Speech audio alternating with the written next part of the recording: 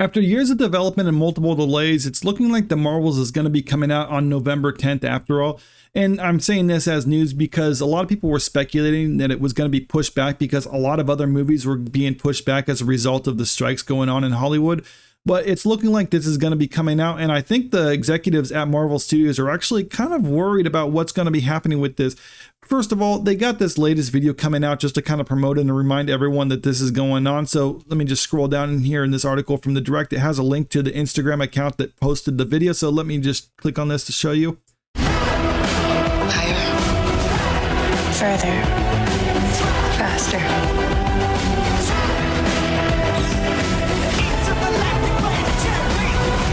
All right, first of all, that doesn't really seem like anything that would get people excited.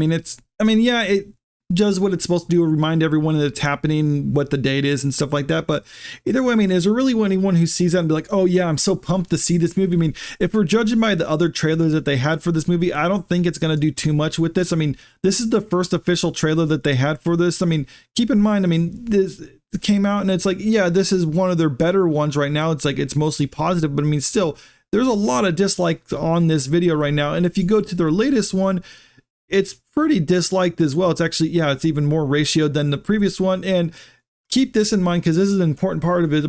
It has less than 500,000 views for a Marvel movie or a trailer for a mainline Marvel movie. And this is not good news. I think the executives see this and like, no one's watching this. This isn't like some random account. This is the official Marvel Entertainment. And no one actually watched this video because no one seems to care. And I think that's why they're just kind of pushing this movie out when they do, because they realize, no time like the present. They've delayed it over and over again. This is more of a movie that's geared for the summer blockbuster superhero movie type season. November is when you start getting to the award season, and this is kind of a weird movie to have in that time frame.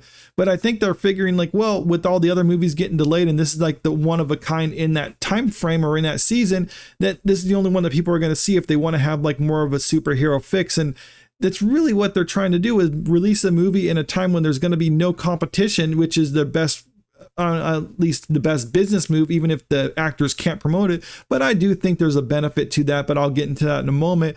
If you look at the past year at the box office for the Marvel movies, it's not doing too good for them. They've had a string of box office flops or even minor, somewhat minor success. Their most successful movie would be Guardians of the Galaxy Volume 3, but even then, it was reported that the break-even point for that movie was around $600 million. And even though it made around $850 million globally, that's still a success for them. But when you take into account all the flops that they've had for the MCU, they're still in the red in total. And that's just for their box office results. If you look at Phase 5 movies, or not Phase 5 movies, their TV shows for the Disney Plus platform, those have been disappointing as well. Their more recent one, Secret Invasion, was the lowest rated MCU property on Rotten Tomatoes. And not only that, it was also the second lowest viewed show on Disney Plus for the MCU. The lowest one being Miss Marvel, which is also a main character for the upcoming Marvels movie. And even then, they try to cross promote it by having that appear on ABC networks because no one knew who this character was. So they're like, we need to promote this character because she's a main part or one of the main characters in our team up movie, and no one knows who they are. So they put her on ABC network, hoping that they can drum up some publicity that way. And no one even watched it as well.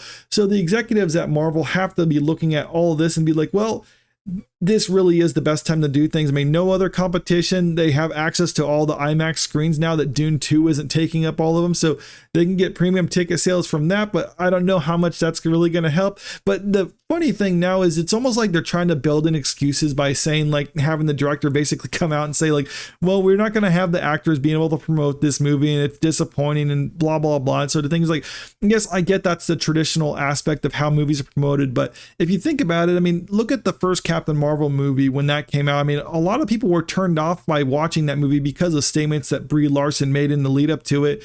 And now when they're having this movie come out, she's not allowed to actually make any statements leading up to it. So now they're going to basically say, like, in the past, it was, oh, people didn't like this movie or come out to see this movie because of, well, Brie Larson statements, even though the movie was successful, they still tried to push that whole agenda or that whole narrative on there. And now when people don't watch this movie, they're going to try to say it's because of the strikes and it's because of misogynist, because it's a female-led movie and stuff like that. It's like, or maybe it's just the simple fact that Marvel hasn't been putting out anything good this last year, and I think they know that. But even then, they're still going to have to make excuses because they don't want to go to their shareholders and say that we just messed up, or Kevin Feige doesn't want to have to go to Bob Iger at Disney and say like, yeah, I messed up, I'm not good at my job or anything like that.